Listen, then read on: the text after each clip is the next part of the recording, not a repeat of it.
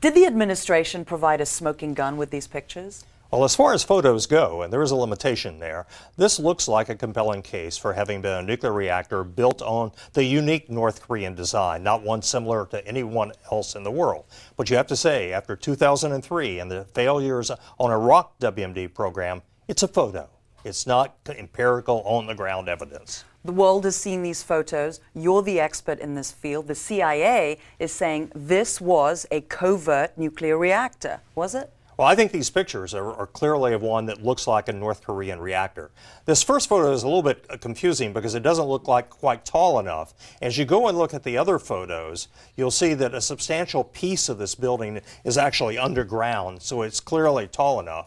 And here you see what is very, unfortunately for intelligence analysts, quite common in the world today, a false wall being built. So it's a disguise. It's a disguise. It's a curtain wall, which if it had completed, would have changed the exterior shape and not looked as distinctly like the North Korean reactor at Yongbyon.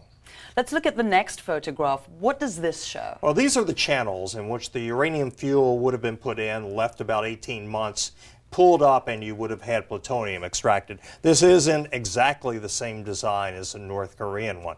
For me, in fact, this is probably the most compelling picture that makes it look exactly like the North Korean reactor. What about this picture, the details of this and the cooling pipes here? What does this tell us? Again, similar to North Korea? This is a detailed picture of it. Yeah, this is classic reactor design. This would have carried coolant out. So you see, this is more detail, and quite frankly, the more detail you have, the better the case looks, because it's not just an exterior shot. These interior shots are very... This is early construction of the actual, and here you can see the depth I was talking about earlier. The reactor, the top of the reactor would have been up about here. That goes down to it and would have been the fuel channels. Next picture. What about this one? Because this, as you say, is the most compelling evidence. You can see it's almost identical. These are pictures we've had from UN and other inspections in North Korea. These are the fuel canister channels. The fuel rods would have gone in. In Yongbyon. In Yongbyon. And these, in fact, are where you would have put both the fuel rods and the control rods there. And so it's, you know, it's exactly, you can count them. It looks exactly like the same configuration. Next picture. Now, this is the aftermath, the destruction. Does it reveal anything to us? Well, this is the problem. Inspectors hate to look at pictures of after an attack, because unfortunately the effectiveness of the bombing campaign destroys a lot of the physical evidence. But what can you tell? Well, you can see the central reactor core part right here where it was blown up. But essentially you see, I mean, you can measure it, and you've got the exterior configuration for it that matches up with the North Korean reactor. But for me, the thing about this picture that disturbed me when I first saw it is, you want to, where is everything else? You put the uranium in the reactor, you run it for about 18 months, you pull it up, and you extract plutonium. You see no plutonium extraction unit built there. In fact, I think this may have been one of the reasons so many intelligence analysts missed this reactor from 2001 to 2006-07, is because it didn't have the other thing. There's no fuel fab facility where those fuel rods would have been fabricated, the uranium or processed. No reprocessing. No reprocessing as well there. It does look like a reactor hall, but you ask, where is everything else? The administration put this picture forward, saying this is a compelling picture. It shows North Korean and Syrian officials together, and the same official at six-party diplomatic talks. Well, I'm afraid for most people in these days, that's probably not as compelling as you would think. In the world of Photoshop, putting bodies and heads together is unfortunately very easy. And so and even with a license plate there, Syrian license plate, are you saying these could have been doctored and presented to Congress? Look, in today's world, with the computer power that all of us have on our desk, that's not really very serious hack to do that. I'm not saying it is, but for that reason, I don't find pictures of heads of people compelling any longer.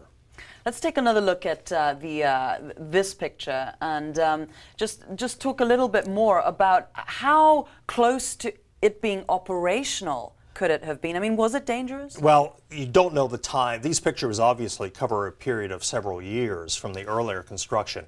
Based on what the administration said yesterday, It looks to me like it was probably at least a year away from being operational, and that would have meant a year plus 18 months, 2.5 to 3 years from producing the first plutonium, if in fact they had uranium fuel rods. And uranium, there is no sign on this of that. Now, we don't know whether the North Koreans, and that's one of the unanswered and very open questions, did the North Koreans agree to sell them simply the design and advice for how to build a reactor, or did they agree to sell them the fuel rods and the uranium, as well as where's the reprocessing facility? So did they move too quickly in trying to destroy this? Well, I personally think it would have been a much stronger case if, having seen this and identified it correctly, as the administration believes it did, if it's told the Syrians, freeze that site, nothing goes in or out of it, we're calling the IAEA, the International Atomic Energy Agency, in to send their inspectors and our inspectors and maybe inspectors from all the 5 permanent members of the Security Council. We want to see on the ground what that is. Then you would have caught them literally red-handed with no possibility of denial. I suspect we're probably into a long period of at least public denial by the Syrians and North Koreans. With these pictures, is it persuasive enough for the world to believe the U.S.? Look, we're all carrying the burden of how wrong we were prior to the Iraq invasion. I think there will be people in the world who will reject out of hand anything that's simply photographic evidence as being, yeah, you told us about mobile biological labs, you told us about aluminum tubes for nuclear centrifuges in Iraq, and what did you find? Nothing. So, I think it is compelling if you assume that it is what it says it is. But that's not the strongest case. I quite frankly think the administration missed a serious opportunity, both to rebuild its own credibility as well as to advance non-proliferation goals by not saying to the Syrians, caught, don't move. And look, we have so much military power in the region, we could have guaranteed that nothing came in or out of that site until the inspectors are there and we get red-handed. Do you think the Syrians have other covert operations or facilities around the country, or you think this is it?